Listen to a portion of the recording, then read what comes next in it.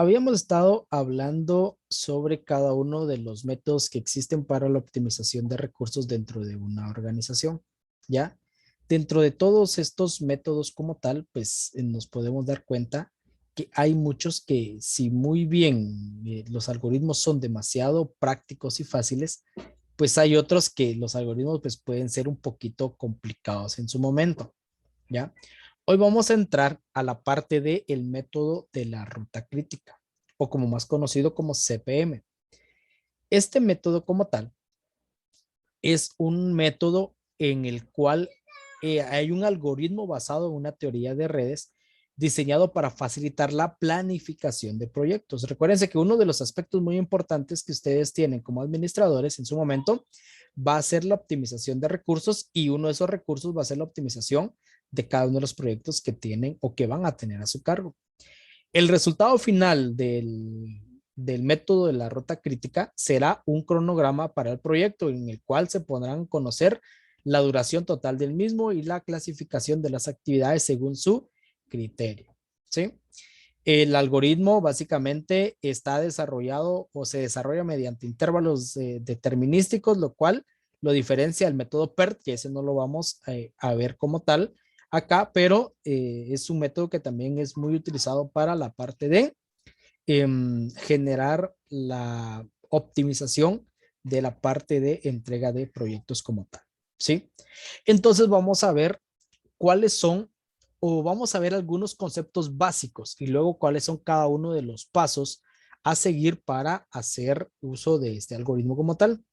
Entonces, primero vamos a conocer los aspectos básicos del diagrama como tal, o del diagrama de redes como tal. Primero, como regla número uno, cada actividad debe representarse sí, solo sí, por un ramal o un arco, ¿ya?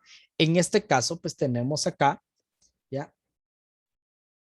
Esta parte que es una actividad y esta parte que es otra actividad como tal, ¿sí?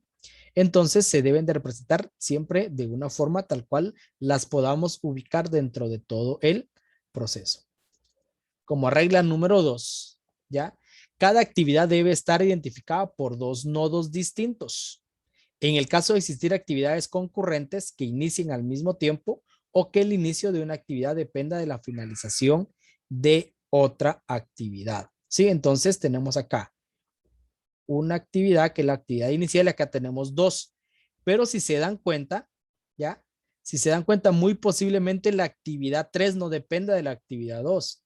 La actividad 3 depende solo de la actividad 1, ¿ya? Entonces, para que lo tomemos muy en cuenta, ¿sí? Entonces, está la actividad 1, pero la actividad 1 puede, de ahí pueden depender dos actividades más. Entonces, eso quiere decir que no vamos a tener una secuencia en cada una de las actividades, que no va a ser que la actividad 1 sea después de la 2 después de la 3 o la 3 después de la 4. No, en la mayoría de proyectos hay actividades que pueden iniciar antes y que por lo tanto podemos optimizar su funcionamiento como tal. Y luego, ya esas son las dos reglas como tal. Ahora, ¿cuáles son las fases para la planificación de un proyecto? ¿Sí? Que yo me recuerdo son 4 pasos. ¿Ya? Vamos a ver si son 4 pasos. Primero, las actividades del proyecto. La primera fase corresponde a identificar todas las actividades que intervienen en el proyecto, sus interrelaciones, sucesiones, reglas de precedencia. Con la inclusión de cada actividad al proyecto, se debe cuestionar al respecto a qué actividades preceden o qué actividades preceden a esta y cuáles siguen inmediatamente hasta que esta finalice. Además, esto debe relacionarse al tiempo estimado, el desarrollo de cada actividad. Entonces, por ejemplo, aquí tenemos actividad A, actividad B, actividad C, actividad D y actividad E. Entonces, la actividad, como es la primera, entonces no tiene predecesora y se le debe estimar un tiempo, ya sea un tiempo en base a costo como tal, ¿sí? Entonces, en este caso, se debe de asignarse un tiempo. Entonces, supóngase que la actividad inicial del proyecto dura 3 horas y esta no tiene predecesora. Entonces, tenemos una actividad B, que la actividad B depende, dice que hay una precedencia, depende de la actividad A. ¿Esto qué quiere decir? Que si la actividad A no ha terminado, no podemos iniciar con la B. Y esta tiene un tiempo de 1 hora. Pero también tenemos que hay una actividad C que depende de la actividad A. ¿Ya? ¿Esto qué quiere decir? Que no importa si la B no ha terminado, porque esta depende de la A, entonces puede comenzar desde la A y tiene una duración de 2 horas. Y luego viene la actividad D, que la actividad D también depende de la actividad A y que dura 2 horas. Y luego tengo la última actividad, que es la actividad E. Pero la actividad E depende que esté terminada la actividad B, la actividad C y la actividad D. Y esta tiene un tiempo estimado de realización de 4 horas. Entonces, si nos damos cuenta, si vemos simplificadamente esta parte, ya, si la queremos simplificar de una forma, ya, si yo les digo ahorita, ¿cuál es el tiempo de este proyecto? Podemos sumar las horas. Ya podemos decir, bueno, 3 más 1 son 4, más 2 son 6, más 2 son 8, más 2 son 12 horas. Entonces yo puedo decir, mire, este proyecto sale en 12 horas. ¿Por qué? Porque esa es la dependencia que hay en tiempo de cada uno de estos. ¿Ya? Pero ¿qué pasa si nos damos cuenta que la actividad B, C y D solo dependen de la actividad A? ¿Ya? Esto quiere decir que muy posiblemente ya el tiempo total de este proyecto puede ser de 3, la actividad mayor aquí es 2, entonces sería más 2, 5, más 4 serían 9 horas. En lugar de 9 horas serían, perdón, en lugar de 12 horas serían 9 horas, o sea, 3 horas menos. ¿Sí? Si lo queremos ver simplificadamente. Sin embargo, para eso existe este proceso para poder determinar el tiempo que nos puede llevar un proyecto optimizando cada una de las partes. Entonces, primero, como dijimos, es ver las actividades del proyecto, identificar cuáles son sus predecesoras y colocarles el tiempo. El paso 2, en base o con base a la información obtenida en la fase anterior y haciendo uso de los conceptos básicos para diagramar una red, obtenemos el siguiente gráfico. ¿Sí? Entonces lo que hacemos aquí es la actividad 1, ¿ya? La actividad 1, que es básicamente la actividad A, que tiene una correspondencia de 3 horas, ¿ya? Esto es básicamente la actividad que me va a durar 3 horas. Esto llego al nodo 2. Y sabemos de que tanto para la actividad B y C y D, la única predecesora es la A. Entonces, la actividad B tiene una duración de 1 hora, la actividad C 2 horas y la actividad D 2 horas. ¿Ya?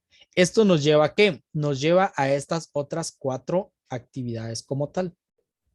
¿Ya? Y luego tenemos la actividad E, que para esta debemos de tener ya realizadas todas estas actividades como tal. Si no las hemos terminado, ¿ya? Si no las hemos terminado, entonces no podemos hacer la actividad E como tal, ¿sí? Entonces, después que ya tengamos diagramado esto, lo que corresponde es a calcular la red. Hacer el cálculo de red básicamente es donde se consideran 3 indicadores, T1, T2 y lo que es la holgura, ¿ya? Que básicamente en este caso es T1 y T2 por cada uno de los tiempos como tales, pero esta sí es fijo que la debamos de tener como tal, pero estas dos ya todo va a depender de cuántos nodos son los que se interconecten como tal. Estos indicadores se calculan en cada uno de los eventos o nodo. Entiéndase nodo entonces como un punto en el cual se completan las actividades y se inician las subsiguientes. ¿Ya? Y por último, ya cuando tengamos calculada la red, ¿ya? Por último, lo que se hace es establecer el cronograma, ¿ya? Y aquí está el cronograma. ¿Se recuerdan simplificadamente cuántas horas les dije que iba a tardar? 9 horas. Ya no las 12. ¿Sí? Entonces, para establecer un cronograma se deberá considerarse o deberán considerarse varios factores. El más importante de ellos es la relación de precedencia y el siguiente corresponde a escalonar las actividades que componen la ruta crítica de tal manera se complete el proyecto dentro de la duración estimada. ¿Ya? Entonces aquí esto es un diagrama de Gantt, si se recuerdan, ya, o si lo han hecho, tenemos la actividad A, que es con la que inicia, tenemos la actividad B, se recuerdan que aquí hay una dependencia, si no se termina la actividad B no puede comenzar ninguna de estas otras, ¿ya? Entonces hay una dependencia y esta es dependiente de qué, de todas estas tres. Ya que si estas tres no terminan, ya no se puede lograr esta otra como tal. ¿Sí? Entonces, esos son los 4 pasos que hay que hacer. ¿Ya? Y los 4 pasos hay que hacerlos de tal forma, el resultado como tal, yo pueda obtener un diagrama bien establecido con cada una de las características propuestas para el mismo como tal. ¿Sí? Ahora, la idea es que ustedes resuelvan este ejercicio.